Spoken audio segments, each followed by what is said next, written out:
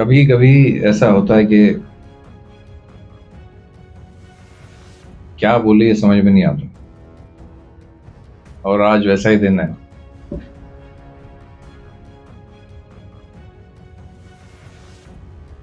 मैं सोच रहा था कि कैसे एक कमरे में मैं और सुरिंदर लेटर्स लिख रहे थे, कोई जगह नहीं थी। दफ्तर अनाउंस हो गया था, कोई जगह नहीं थी, कोई मुलाजिम नहीं थे, कंप्यूटर नहीं था, पेपर्स भी नहीं थे, और हम चिट्ठियां लिखने में लगे थे। मैं ड्राफ्ट कर रहा था और सुरिंदर उनको करेक्ट करके टाइप कर रहे थे। तो काफ़ी दिन तक तो हम मेरे घर से ही दफ्तर चलाते रहे। फिर एक छोटा सा कमरा SCRB का तब मेरे पास चार्ज, वो भी चला गया था। एक छोटे कमरे से फिर हमने शुरुआत की दफ्तर की। और नीचे जो दफ्तर था वो मांगते रहे कि हमको कोई दफ्तर दिया जाए। बड़े मुश्किल से हमने उसमें प्रवेश किया और वो दफ्तर, वो एक कमरा ही हमारा NCB का सभी का ठिकाना हो गया। मुझे अब भी याद है कि शुरुआती दौर में हमारे जो DSP साहिबान, SP साहिबान जो यहाँ पोस्टेड हुए, वो पार्क में मोक्ष में जाके बैठते थे। उनको बैठने की जगह नहीं थी। हमारे से मिलने जो आते थे मुलाजिम, उनको कहीं खड़ा रहने की जगह नहीं थी। तो बहुत कुछ देखा इन 2-2.5 सालों में। इस पर एक पूरी किताब लिख सकते हैं और एक डॉक्यूमेंट्री हम बना सकते हैं कि कहाँ कहाँ से गुजर गए, कहाँ कहाँ संघर्ष करना पड़ा। बट एक लक्ष्य की तरफ निरंतर बढ़ने की प्रबल इच्छा थी कि हम सॉल्यूशन दे स्टेट को, ये जो भयंकर समस्या है उसके बारे में। और इसलिए धीरे धीरे धीरे धीरे लोग चीज़ें मिलती रही बहुत संघर्ष के बाद, और HNCB खड़ी हुई। शुरुआत से ही मैं कहता था कि किसी भी नई संस्था का जो चरित्र है, जो कैरेक्टर है, वो शुरुआती दिनों में बनता है कि ये इस तरह की संस्था बनेगी। और इसलिए मैं रिक्वेस्ट करता था कि शुरुआत के दिनों में मुझे अच्छे लोगों की ज़रूरत है, अच्छे साधनों की ज़रूरत है, ताकि हम इसको एक अलग बेंचमार्क स्थापित करें, एक स्पेशलाइज्ड ऑर्गेनाइजेशन होने का एक एग्जाम्पल सेट करें हम। अभी भी मेरी आप सबसे यही रिक्वेस्ट रहेगी, इन्वेस्टिगेशन में, इंटीग्रिटी में, ईमानदारी में, और अपने हर काम में, चाहे वो डोजियर फॉर्म्स का काम हो, चाहे इंट्रोगेशन अच्छे से करने की बात हो, जॉइंट इंट्रोगेशन की बात हो, आ गया है। मेरी शुरू से ये इच्छा थी कि CBI की रेड होती है, हम कहते हैं CBI आ गई है, कि हमारा वो रुतबा बने स्टेट का कि NCB आ गई है। आपसे अभी भी मेरा निवेदन है, ये आग्रह है कि NCB को ये औकात ऐसी बनाओ कि जब आप लोग जाओ कहीं पर तो बाकी सब एजेंसीज हाथ खड़े कर देंगे, अब तो NCB आ गई, अब तो NCB ने टेक ओवर कर लिया है।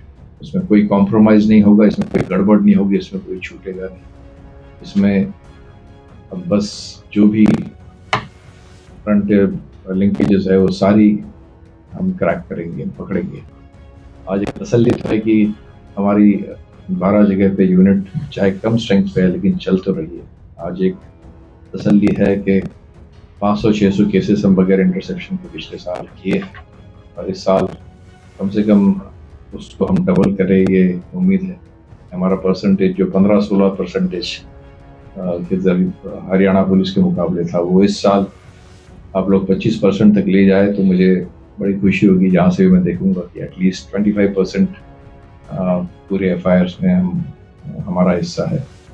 बाकी बहुत सारी चीज़ें, क्रांति सी कह सकते हैं हम, एक साइलेंट रेवोल्यूशन जिसको कहते हैं, वो आना शुरू हो गया है हरियाणा में कि NDPS अब एक बहुत बड़ा मुद्दा बन गया, जो पहले कभी सोचा भी नहीं जाता था कि डिटेंशन ऑर्डर्स पास करने हैं।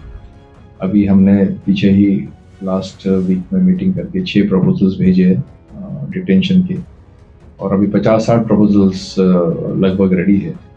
और वो भी इस साल के अंत तक अगर आप कम से कम 100 डिटेंशन ऑर्डर्स हम करवा सके तो वो भी एक बहुत बड़ी अचीवमेंट होगी। प्रॉपर्टी अटैचमेंट में एक बहुत स्पीड पकड़ी है जो पहले नहीं थी। करोड़ की प्रॉपर्टी अटैच हो रही है। और नई बात जो शुरू हुई इस दौर में वो थी प्रॉपर्टी डिमोलिशन की, जो नशा करके जिन्होंने संपत्ति हासिल की है उनकी प्रॉपर्टी डिमोलिशन की। ये बदलाव आया है और जो अभी एक बहुत बड़ी और एक साइलेंट रिवोल्यूशन अंडर वे है जो अभी तक लोगों के समझ में आया नहीं है, शायद अफसरों के भी समझ में आया नहीं है। वो है स्टेट एक्शन प्लान, जो हर गांव में एक कमेटी बनी है, जो हर वार्ड में कमेटी बनी है, हर क्लस्टर पे कमेटी बनी है, हर सब डिवीजन पे, हर डिस्ट्रिक्ट पे। वो अभी समझ में नहीं आएगा कि ये क्या बना है, एक ढांचा बना है। जब इससे इंफॉर्मेशन का आना जाना शुरू होगा, इफेक्टिवली हम इसको इम्प्लीमेंट करेंगे, तब इसके रिजल्ट्स आएंगे और तब पता चलेगा कि एक ज़बरदस्त फाउंडेशन नारकोटिक्स कंट्रोल ब्यूरो ने राज्य को दी है। जब साथ ही ऐप काम करने लगेगा सभी पड़ोसी राज्यों में। अभी मीटिंग हुई 8 राज्यों की, उसमें मैंने ये प्रस्ताव दिया था कि ये सभी हम नॉर्थ इंडिया के राज्य इसको यूज़ करें तो अच्छा रहेगा। और सभी डीजीपीज ने इसको बड़ा सहा अच्छे से लिया और कहा कि हम करेंगे। और अगर ये नॉर्थ इंडिया में इम्प्लीमेंट हो गया तब भी फार्मास्यूटिकल ड्रग्स की अच्छे से हम रोकथाम कर सकते हैं। बाकी जैसे थे, जिन हालातों में हम थे, हमने लड़ाई तो लड़ी है ना। आने वाले दिनों में ये हरियाणा की सबसे स्ट्रांग और सबसे ज़बरदस्त ऑर्गेनाइजेशन बनेगी, जिसका रुतबा होगा और जिसके पास पावर होगी, एक स्पेशलाइज्ड एजेंसी होगी। और यहाँ आने के लिए लोग बहुत कोशिश करेंगे उन्हें एनसी में ले जाओ, और तब बहुत हम अफसर जो है वो चुन के ही लोगों को लिए तो अच्छा रहे। आपको मैं क्या कहूँ, और मेरी फैमिली थी। मैं कभी इतने सालों से दिन रात, चाहे मैं कोई एडिशनल चार्ज भी रहा तो एनसीबी के ही सपने आते थे मुझे कि अभी ये करना है, अभी ये करना है। अभी परसों ट्रांसफ़र ऑर्डर आने की पहली रात भी मैं जब सो रहा था, लेट रहा था, तो मैं सोच रहा था कि धाकड़ का प्रोग्राम लॉन्च करना है। अभी उसकी वीडियो कॉन्फ्रेंसिंग है, तो उसमें हम जो कैलेंडर ऑफ इवेंट्स है कि हर स्कूल कॉलेज में हम क्या क्या करवाएंगे, क्या बोलेंगे उनको करने के लिए, तो एक दिन पहले हमने मीटिंग करी थी। तो उस रात को मैं कम से कम 2-2:30 बजे तक सोचता रहा कि हम ये करेंगे, हम इस तरह से ये कॉलेजेस को और यूनिवर्सिटीज़ को बोलेंगे ये प्रोग्राम करो, जिससे समाज की इन्वॉल्वमेंट बड़े लेवल पे हो, स्टूडेंट्स की इन्वॉल्वमेंट, स्टूडेंट्स को जो मैसेज देना है वो सही तरीके से हम दे पाए। धाकड़ को एक बहुत बड़ी मूवमेंट करने की मेरी कल्पना थी जो स्टेट एक्शन प्लान में है, लेकिन उससे भी ज़्यादा ज़मीन पे हम उसको एक बहुत पॉपुलर और बहुत बड़ी मूवमेंट बनाने की हम सोच चुके हैं। और इसीलिए एक बहुत बड़े मेजर प्रोग्राम्स हमने प्लान किए थे, और मुझे उम्मीद है कि उसके बाद भी आप लोग उसको करोगे, उसी लेवल पे करोगे। धाकड़ क्या है और धाकड़ का कॉन्सेप्ट क्या है, और हर लड़का अपने आप को धाकड़ कहलवाने के लिए कैसा ललायत हो जाएगा। हम इस तरह से धाकड़ को पेश करना चाह रहे थे कि हर स्कूल कॉलेज का लड़का ये सोचे कि मैं धाकड़ बनूं, मुझे वो सर्टिफिकेट मिले, मुझे कोई धाकड़ कहे। वो कॉन्सेप्ट लेकर हम जा रहे थे। तो मुझे उम्मीद है कि आने वाली टीम भी वो कर पाएगी अच्छे से। साथ ही ऐप भी अभी लगभग रेडी हो गया है, और वो भी अच्छे से इम्प्लीमेंट करने की ज़रूरत है। और सबसे ज़रूरी चीज़ है सर्वे, हर एडिक्टर का जो हम सर्वे करना चाहते हैं।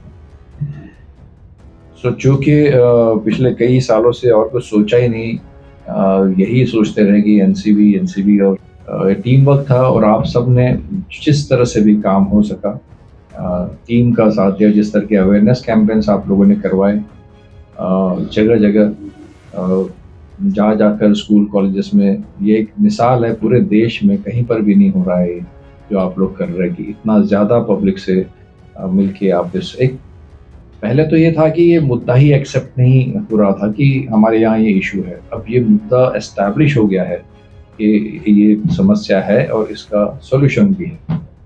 नारकोटिक्स कंट्रोल ब्यूरो अब एक नोडल एजेंसी बन के रह गया है, जो पहले उसके लिए संघर्ष हो रहा था, लेकिन अभी एक नोडल एजेंसी है और इसलिए जिम्मेदारी भी बहुत हम पर आ गई है कि सभी विभागों से कोऑर्डिनेट करके कुछ करके दिखाना है।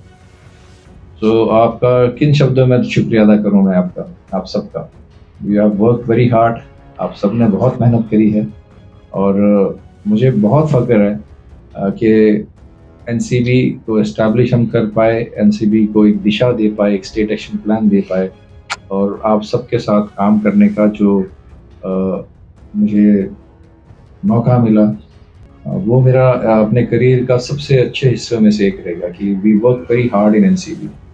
एक नई संगठन जब बनती है, जब कुछ भी साधन नहीं होते तो दिक्कतें बहुत होती है, पर हमने उन दिक्कतों के आगे हार नहीं मानी और हम लगातार कुछ पॉजिटिव चीज़ें सोचते रहे और इसमें some people have work outstandingly well. कुछ लोगों ने बहुत ही अच्छा काम किया है।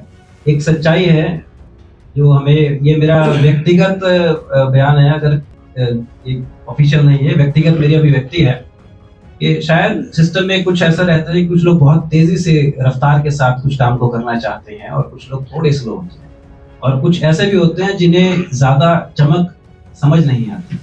जब हीरा चमकता है और उस हीरे की चमक जब कुछ लोग बर्दाश्त नहीं कर सकते तो वो अपनी आंखें या तो बंद करते हैं, हीरे की जगह को बदलते हैं। हम कहना चाहेंगे हर उस शख्स से जो इस हीरे की जगह को बदलना चाहते हैं कि कहीं पर भी छुपा लीजिए, ये हीरे जहां पर भी जाएंगे वहां चमकेंगे और पूरे समाज को अपनी आभा से प्रकाशमय कर।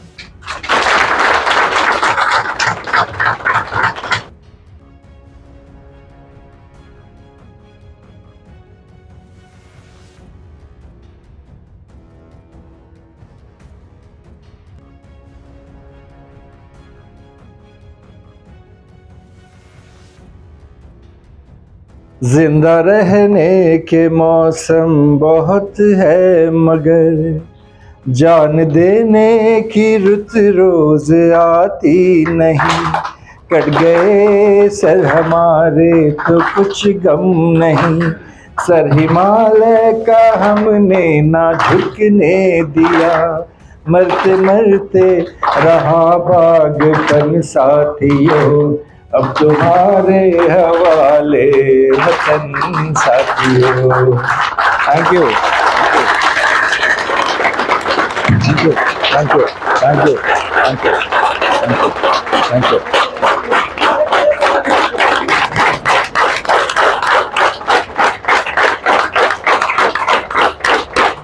चलो बाहर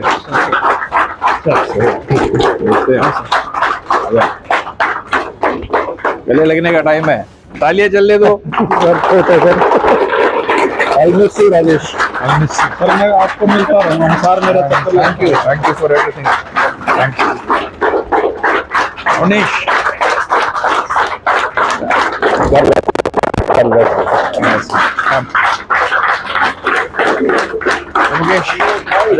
I'm going to cry, sir. Thank you so much, sir.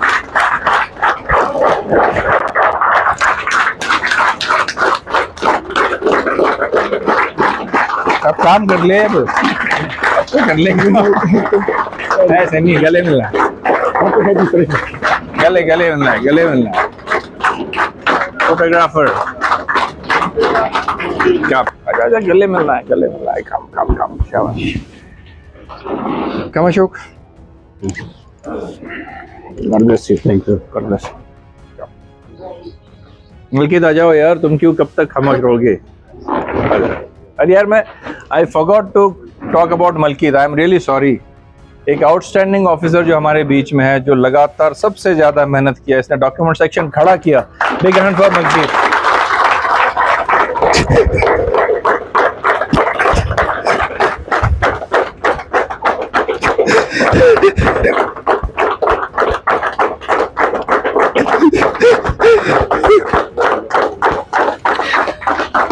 अबे तुम जो रुलाएगा क्या? नरेश आ जाओ, वेल डन, वेल डन।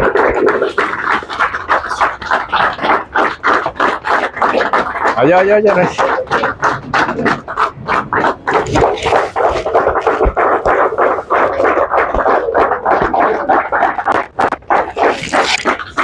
मेरे गॉगल्स देना यार, कहीं आंसू निकल जाए।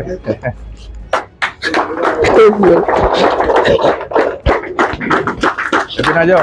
अरे नहीं, रोना नहीं है, किसी ने रोना नहीं है। काम open. God bless you. Yeah, Sanjay काम।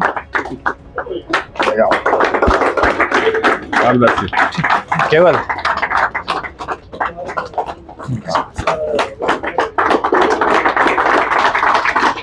God bless you. मैं भी राजा।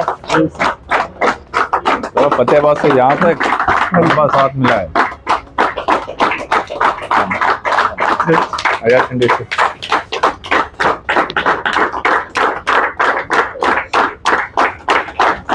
आजा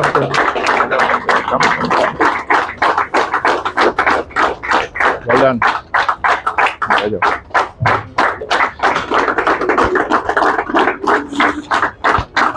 वैभव, राजेश, इसके लिए जोरदार तालियां बजाओ।